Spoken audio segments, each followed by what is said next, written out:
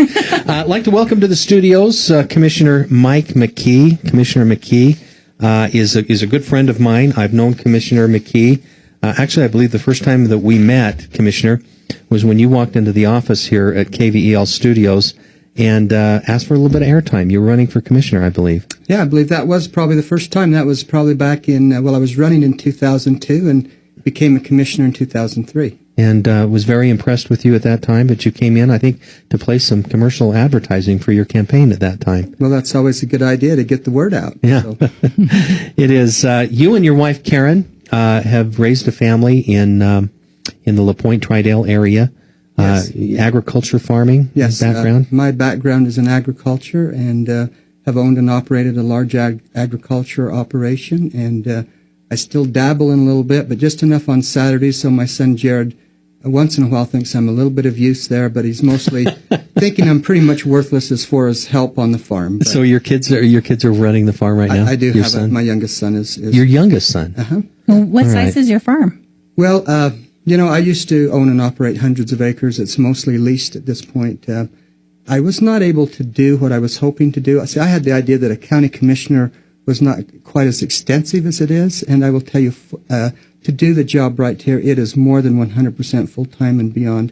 It takes every bit of energy that you have to really do this right. Yeah, if you're thinking that you can farm and be a county commissioner, you're mistaken, aren't you? And so essentially, I've sold my farm. I've kept some equipment. We kept some leases, and my son's able to continue to dabble. So do I dare ask you if you're a John Deere man or a Massey Ferguson man? I'm a John Deere guy. You're a John Deere guy? I am. Okay. All right. You're John Deere guy. But I come from an old Danish farming family where it's only international. But I'll tell you, I have all of them. I have them all. I have Case International. You have a little bit of parts to boot too, probably. Children. Tell us about your children, your family. Well, I have 4 sons and 9 daughters.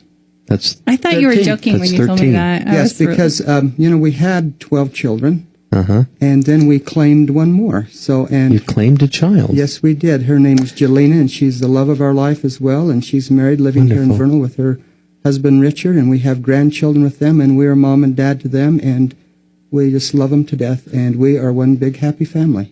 Lisa and I have a couple of children in our lives that we claim, and some that we'd like to claim. Yeah. So that's good. Grandkids? 36 grandchildren. And I'm going to tell you, these little grandchildren, I don't know what it is, but they just melt your heart.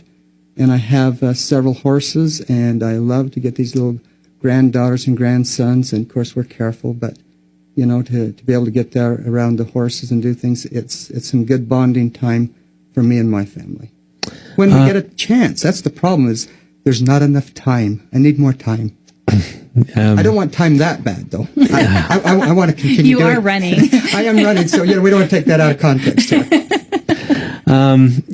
Prior to you being Uintah County Commissioner, running for Uintah County Commissioner, you served as the Uintah County School Board President, and I do remember reporting your name in the news several times, but I had never met you until the day you came in as you're running for office for I had kind of an interesting experience then. My first official school board meeting, we had elections, and I was elected as the school board president at that time. I think.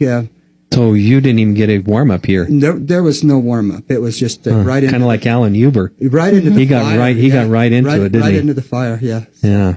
All right. You also served as a chair of the UBATC board. Yes. And that was back in the beginning when the UBATC was a struggling little entity out here, wasn't it? Yes. And, one of the things that came from that, with both those positions, I really had a passion recognizing and realizing the value of having a college here in Vernal. And in either position, either with the school board or the chair of the Applied Technology College, we would go to the legislature, we would come up empty. And so when I became, county commissioner, we were able to do some other things, partner some other ways. And as a team, we were able to bring the college here into Vernal. And that was part of my passion, I will be honest, and it was to be able to try and help make that happen.